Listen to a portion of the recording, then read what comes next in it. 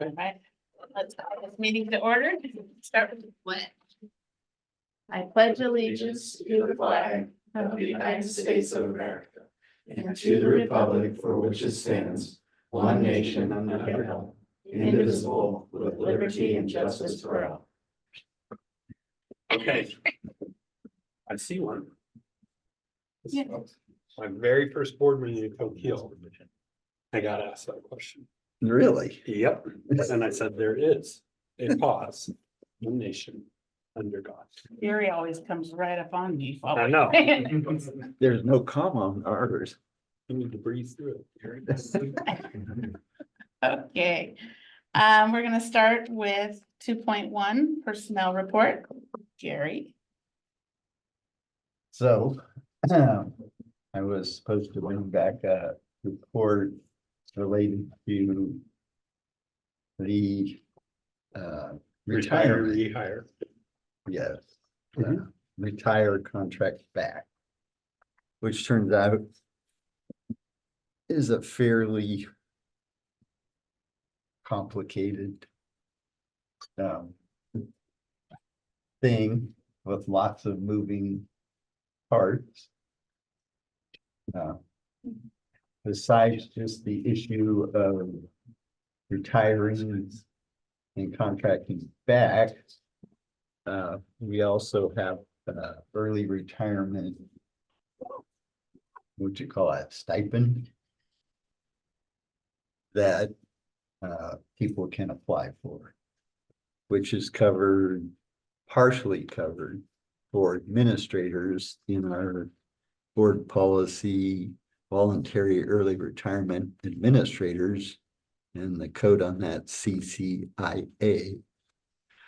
It's also written into almost exactly the same language written into the collective bargaining agreement for the two unions. So when an employee retires, what that means is they've submitted the PERS that they're gonna start collecting retirement, so they no longer pay two PERS.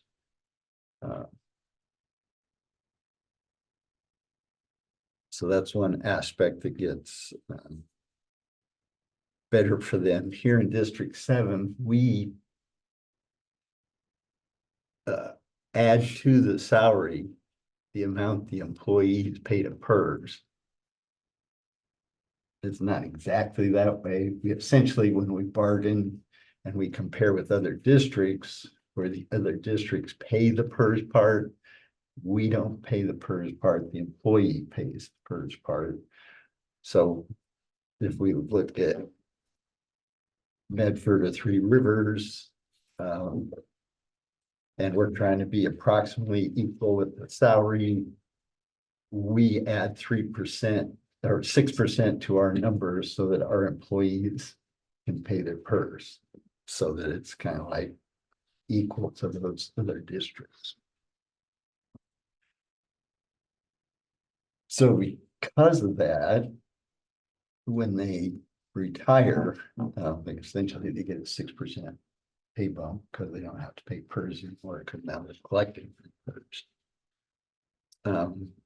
We also have the early retirement stipend, which is 1/84 of their ending pay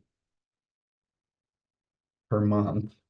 And so that's 7 years worth of months, however you want to look at it. That came from, as near as we can ascertain, the fact that typically one of the rules related to PERS, you became eligible for retirement at age 58.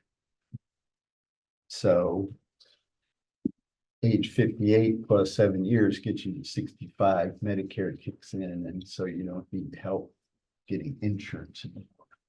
So that's what the early retirement was kind of meant to help with. Is that the same for all staff?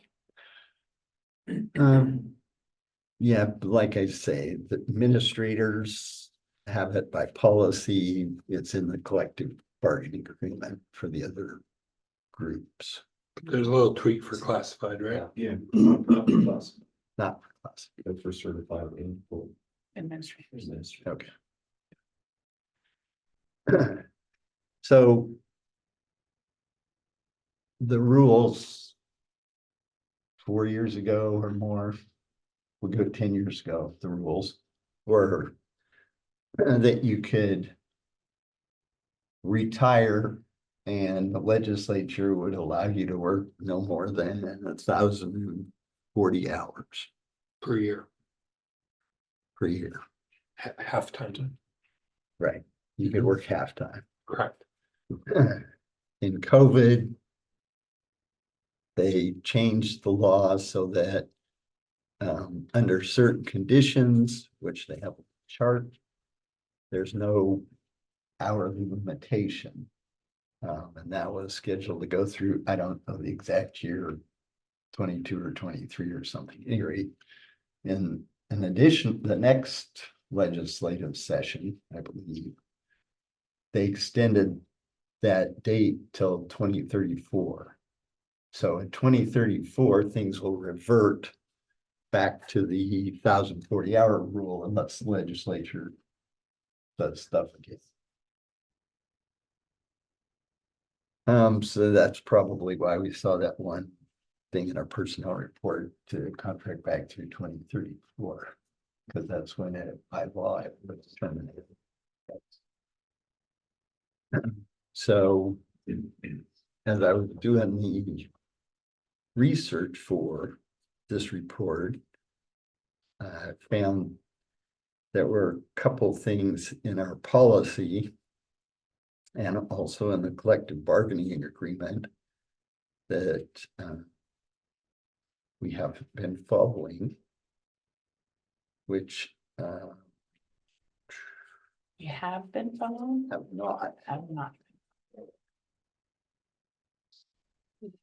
It says the board will review the cost effectiveness of the retirement program annually in July.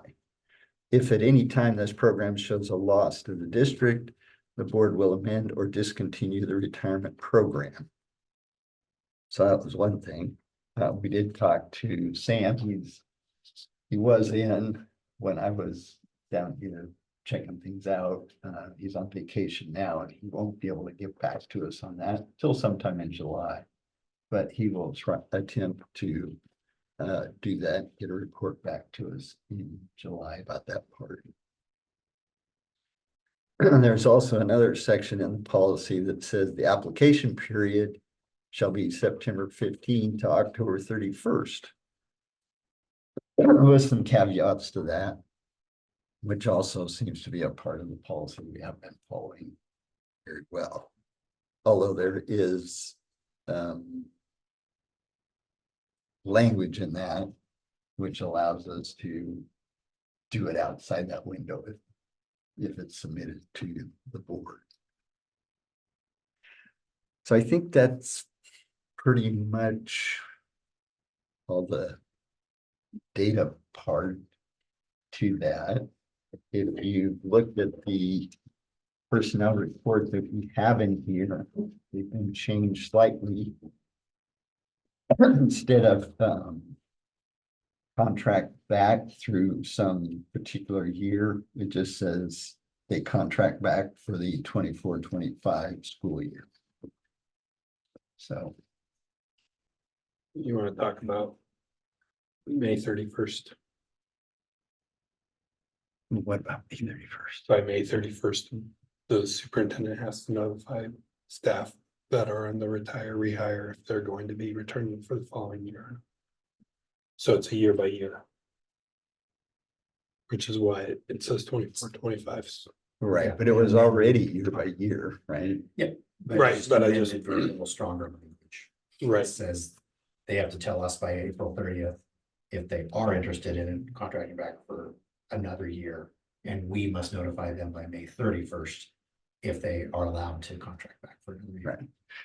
So anybody who has elected to retire and contract back is equivalent to a probationary employee, teacher, administrator, which just means that the superintendent can say, thank you for your service at the end of the year, and they're done. He doesn't, there's no recourse like there is typically after they've gone past their probation period. You said it's someone who elects to, but really it's not. We're saying there's a request and the request is approved. It's not an entitlement. Well, it's approved for a year. So Right, it is not an- But it still has to be approved for the first year. Correct. Yeah. And each subsequent year after. Yeah, if they Mhm. continue to request. Right. That's why I say it's like a probationary employee. They only have 1 year. If the district chooses not to use their services the following year, they're just done. Question for you on the July report, so you're saying that we haven't been given a July report, like last year, we didn't get one. No. I don't remember one. Possibly Debbie could enlighten us if she's ever heard of one in July. Not that I recall. Right. The question that comes up when you read that out of the policy is effectiveness is more of a subjective term. It's not going to be objective. So the report could say, here's the cost, but whether it's a effective use of those funds or not, it's up to somebody. You say, we get to keep this person, and yeah, it costs us 6% more, but it's worth it. Well, it doesn't cost us more. They're paid 6% more. Yeah. They What's do that? First, but it's not an actual increase in cost. Right. It's not an Oh, increase to cost of the okay. district. Yeah, Right. no Sorry. increase in cost to us. I was just saying the employee. Well, Outside of the early. and I need to make sure we're clear on what we're talking about. So there's the retire or hire. Then there's the 184th. It's the 184th that we would bring to the July meeting and saying, is this meeting the financial needs of the district, not the retire rehire? Correct. So it's a stipend. So Ryan and Sam will present after the July 9th board meeting, but before July 23rd. How many people are on that program and what the cost is to the district?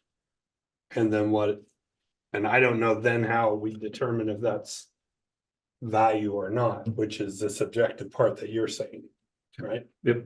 Okay, but you'll at least have the numbers and know what's going on there. Well, a little bit of the history of that is that the early retirement, generally when the person leaves, because we've extended them early retirement, they cost us more than the next person we hire. Because the differential in the steps, particularly with the teachers. So and I believe the cost effectiveness, I believe at the time they did this, they thought it was close to either made us money or at least revenue neutral. Because the person who left, their salary was higher than the person who would replace them. And back in the day, that was probably accurate. But in this day and age, because it used to be, when you hired someone not that long ago, you'd only give them 7 years of service. So I could have been teaching for 20 years. I come to D7, they're only giving me 7 years worth of credit for the service. Which then if I lost somebody's 25 years and I'm replacing with a 7-year, that's a savings. That language has since become moot because we're so desperate to hire anybody so that if we were getting somebody that was at the top of the salary schedule, we were paying them.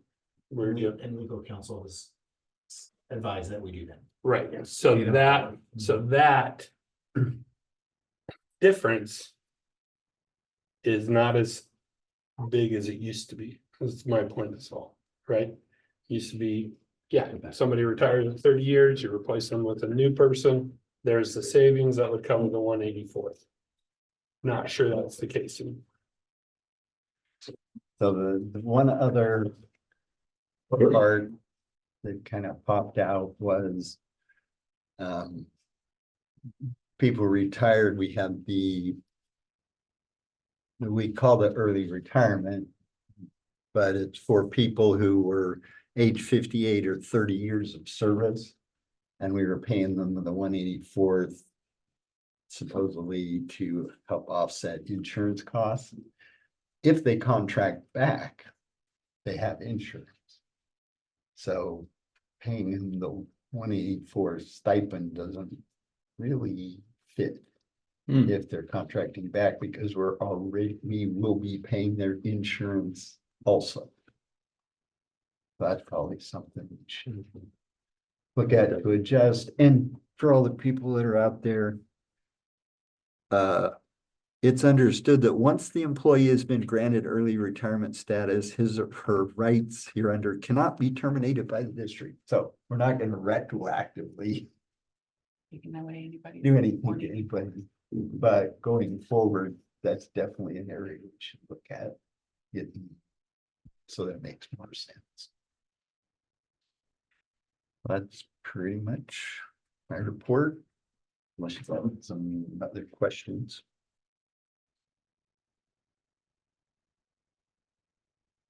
I mean, not to drag it on, but just so I'm more clear on the 6%, because I think I misunderstood that.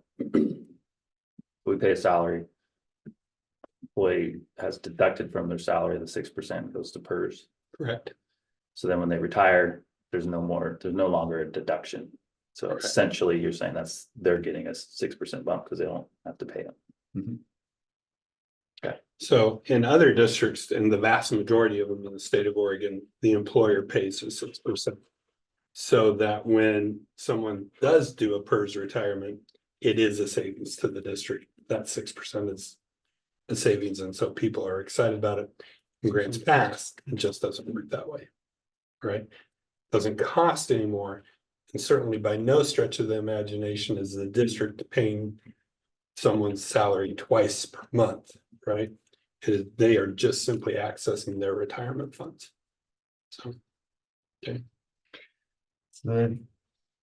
So there are some interesting ramifications to that 6% part.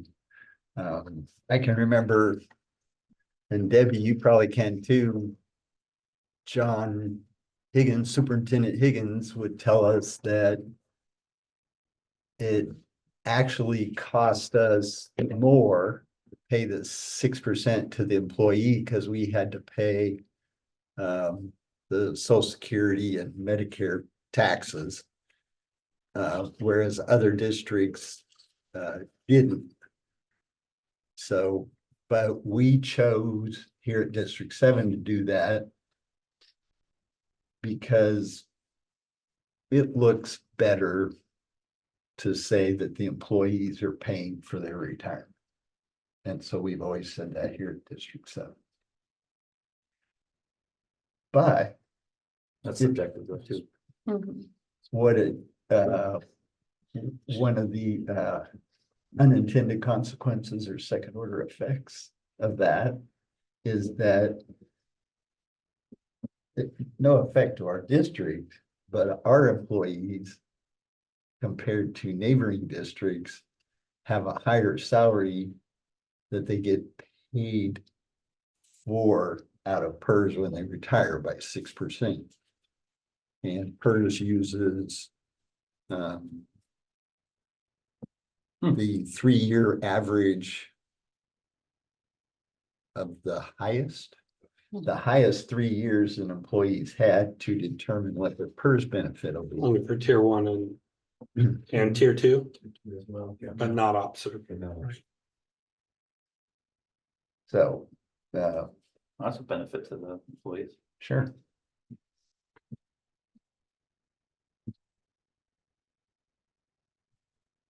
So we're treating them well. Thank you for all that research. Just scared the wits out of one of them, so, but. One of them. Chad? It's great. All right. Moving on to 2.2 OSBA Rural Advisory Committee. Everybody read their bylaws? I did. Anybody have any thoughts or concerns? So the city limit population does not correspond 1-to-1 with the boundaries for District 7 and Three Rivers. Do we know how much of the city population is actually in Three Rivers district? I don't, Because that's one of the criteria for being in the rural is based on population. And so that thought came to me that I doubt that it's 15,000 people, which I think is about what it would take. Right, we're appealing. Because we recognize that we don't yeah, we don't fit their criteria. fit their criteria, but that's why we're appealing.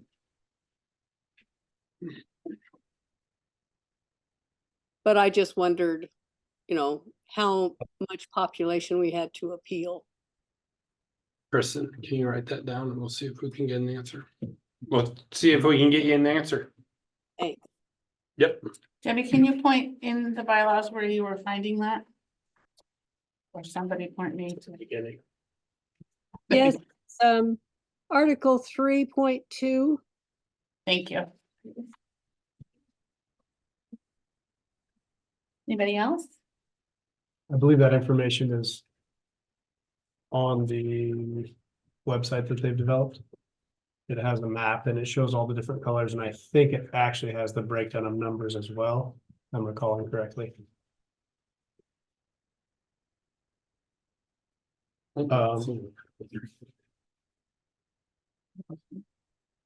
I'm curious, are we wanting to vote? The language in there doesn't say it's an entire board. Are they changing their bylaws to say an entire board? If they're struggling to know what. Or are we just, yes, They're well, struggling. there's some challenges in the Mhm. wording throughout. But Correct. are we needing to vote as a board to put all of us on it instead of just you, Cassie? Is that what Yeah, they're well, telling you, even so, though their bylaws don't say that? correct. Originally, yes, they replied back to my appeal and requested that it was reflected in our minutes and that we fill out the official application that states that Even, we understand. even though 3.2 says the caucus members may include any elected or appointed member of any public board of education in Oregon who are active members in good standing within the Oregon school boards. Yes. They It's are gonna change that somehow. It's been very unclear and I haven't received a final. Right. Because it does switch every time we've talked about it. It will go from a district and then they call them members districts. So I threw out this last week, in between the two meetings to see if I could get an answer, and I've yet to receive one. So we figured we'd just go through with the action. It just makes me question, what are we signing up for when Correct. they don't have even their language correct in something that we're saying that we agree with? Yes. Actually, we're just saying we've read it in the application. I think it Doesn't say says, that I don't know if I saved that paper. I think it says that we agree to comply with it. Okay. So, anyways, I don't have a problem with it. I'm just.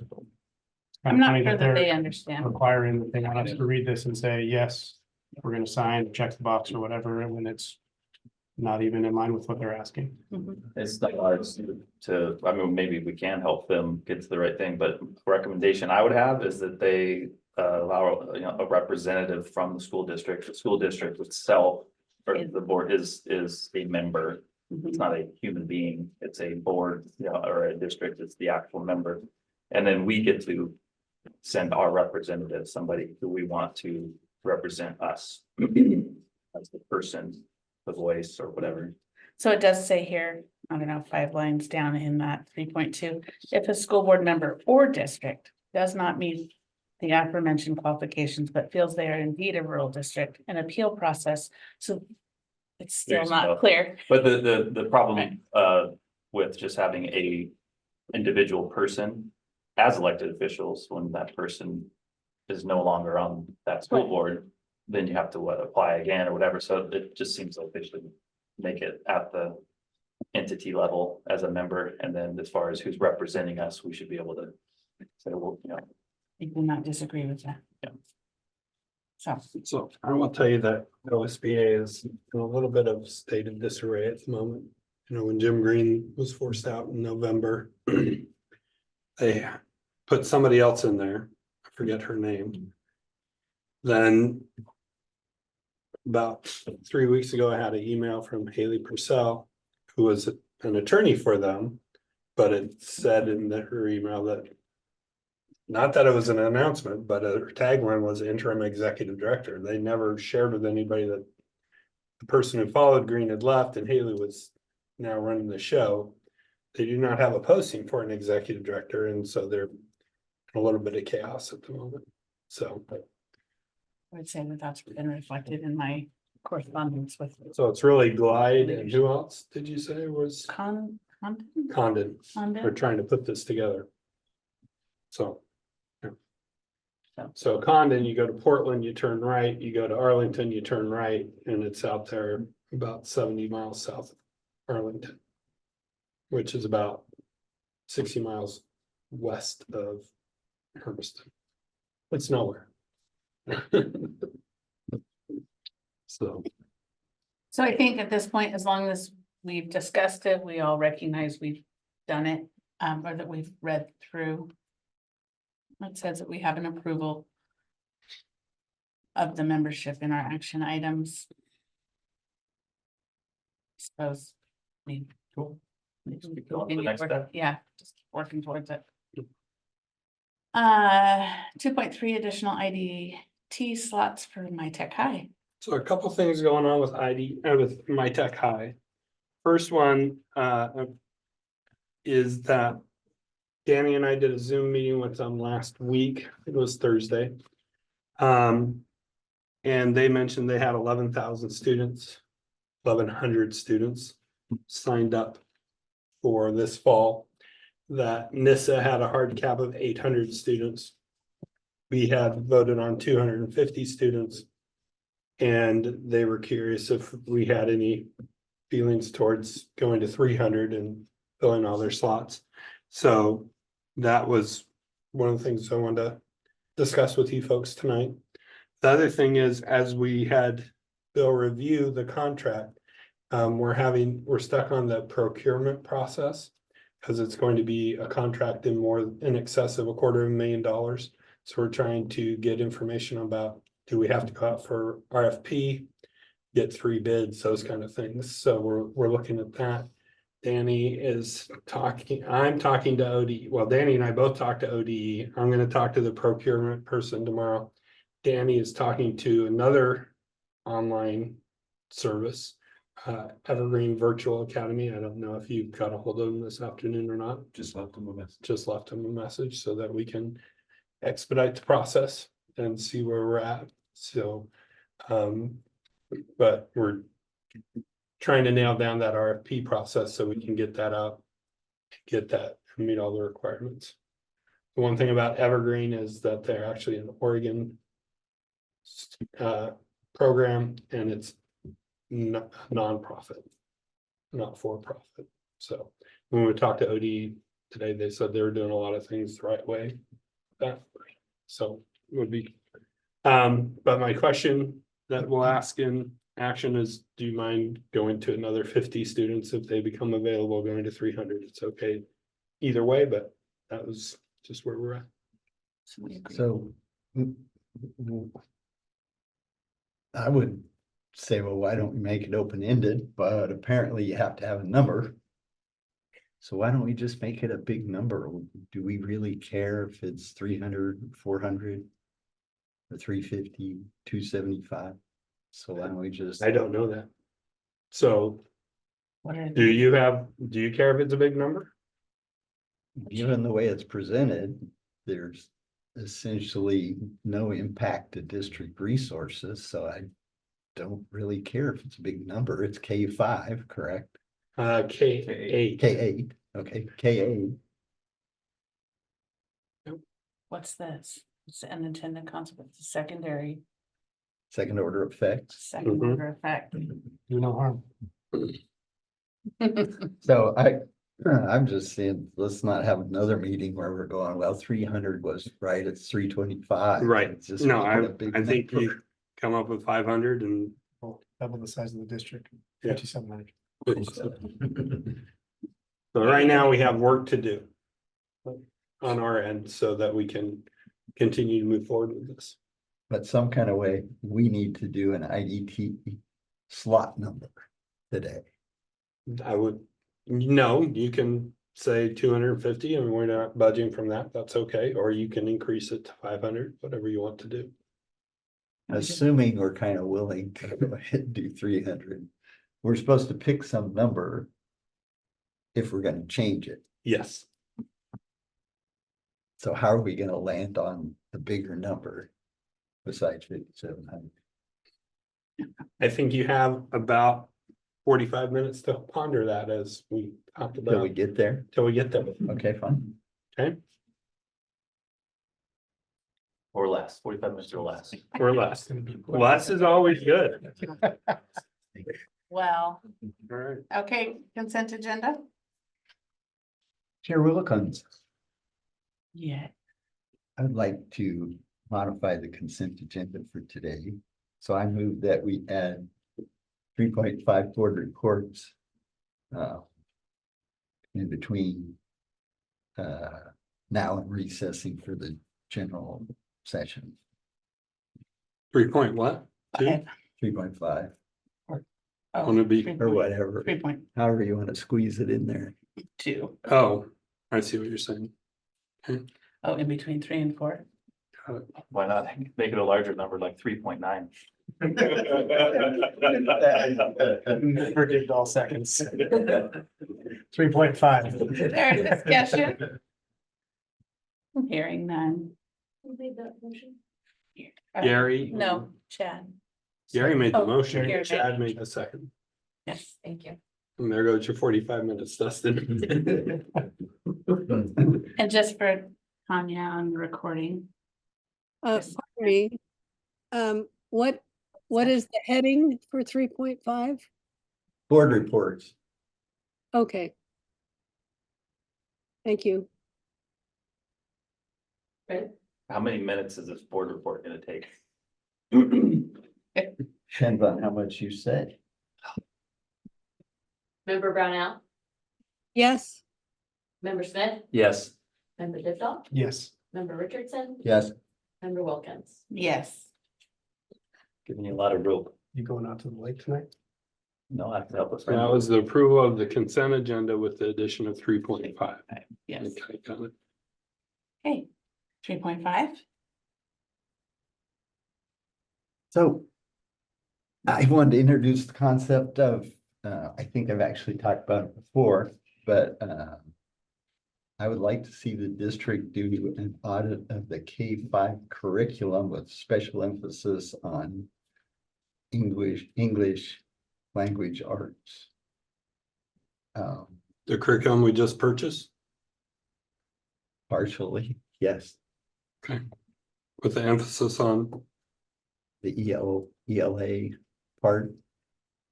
So I did notice that the governor is actually doing a pretty good job at trying to get the state to do a better job on our third grade reading scores. be careful, you said that out loud. Yeah. Hey, With the governor. she's doing the right thing. It's okay. Shocker. And but she is the part that was I was like, why do we have to wait that long? Cause she's actually starting with the universities and it's gonna be like a year before she's got the universities switched around to getting the graduates to actually have been trained in the science of reading. And so, since I sometimes think of kids as, like a carton of milk as an expiration date. So if we wait for all that to percolate through, it could be 3 or 4 years before that gets fully implemented in District 7. And so I think possibly if we did an audit of our K-5 curriculum with an emphasis on the ELA part, that we could possibly get our kids reading, more of them reading proficiently sooner. So I'm just kind of introducing the idea right now. I did bump into people who actually do audits of curriculum. So later board meeting, I'll try to come up with like what it would cost and if anything and stuff like that. So just kind of want to get that out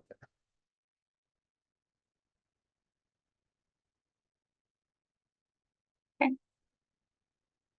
Debbie, do you have anything for board reports? Not at this time, thank you. What? 4.0, recess to the general session. Okay, let's reconvene the general session. Move into action items 7.0, 7.1. Is approval of proposed contract to convey Stringer Gap properties to the RCC Foundation for RCC Scholarship Fund. I would entertain a motion. Member Smith, motions to approve 7.1, approval of the proposed contract to convey Stringer Gap properties to the RCC Foundation for RCC Scholarship Fund with the following changes to the language. Section 3.A, changing 2029 to 2030 to 2028-2029. After the word agrees, delete to fund and replace with the word make. After the word scholarships, add the word available. And then after the word amount, cross out or delete not less than and replace with the word of. And at the end of the sentence, after the word dollars, add per year. There's a second. Member Dimdahl seconds. Is there any discussion? Not before or after the period. Kristen, can I have a roll call vote? Member Brownell, Yes. member Smith, Yes. member Tipton, Yes. member Richardson, Yes. member Wilkins. Yes. 7.2. Approval of OSBA Rural Advisory Committee membership. When they figure it out. All these texts, I got stuck in this meeting. I'd entertain a motion.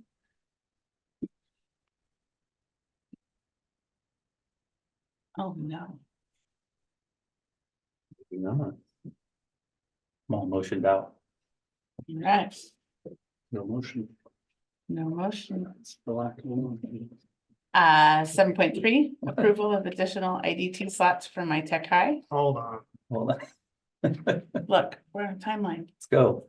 I'm hungry. 7.2, member Dibdall motions to approve OSBA Rural Advisory Committee membership. Having a motion, is there a second? Is Member Smith seconds. there any discussion? Kristen, Member Brownell, Yes, Member Smith, Yes. Member Dipdahl, Yes. Member Richardson, Yes, Member Wilkins. Yes. Before we Moving. do this, can we ask just a clarifying question? So I think when we did the IDT slots on Tuesday, technically the IDT slots are for GP Flex. Mm. And so I think we would want to have them open for GP Flex And K8. and K through 8. And I know you're looking on a number, but I think it's for GP Flex K. Correct. well, how many, now you made it harder. So how many slots did we already have at GP Flex for K8? 200. 200. So you want to increase that to 600.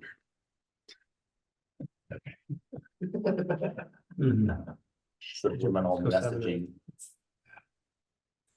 7.3 approval of additional IDT slots for high tech Oh, high for GP GP Flex. K8. Member Richardson. I move that. We approve additional IDT slots for GP Flex K8 in the amount of 1,000 students.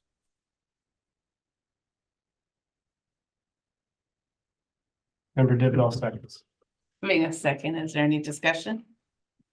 Debbie, are you tracking? I'm tracking, I'm just not digesting well. I was thinking, in for a penny, in for a pound, but that's a lot of pounds.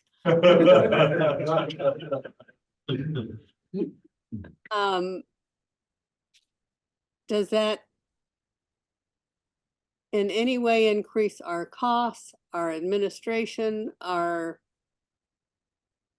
Yes, if we were to actually have 1,000 IDTs to GP Flex, we would have to at least hire additional secretarial help to process all of that. On the other hand, if we had 1,000 IDTs, that would be pay for a secretary? At least. it's $100 million, right? No, not No. quite 100 million. It's not 100. No, it's $10 million. $10 million. Yeah, it's $11 million minus times 53%. So we would see about $5 million. Except So for I- potentially, we did it for Flex, so it could just be It could. Flex students. They could, I'm just giving you, Is Keith okay? Anybody texting me? I'm just saying that, yes, there's a substantial financial gain to the district at that amount that would obviously hire multiple secretaries to do the paperwork. Comes with gain. before. Okey dokey, thank you.